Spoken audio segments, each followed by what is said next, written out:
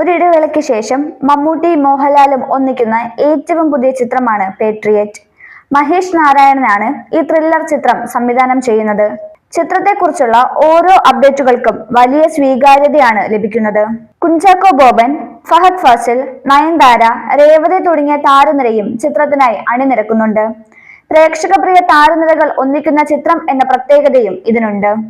ആൻഡ്രോ Joseph film company, Kichappus entertainments, CR Saleem productions എന്നിവയുടെ ബാനറിൽ ആൻഡ്രോ Joseph, KG Anilkumar എന്നിവർ ചേർന്നാണ് ചിത്രം നിർമ്മിക്കുന്നത്.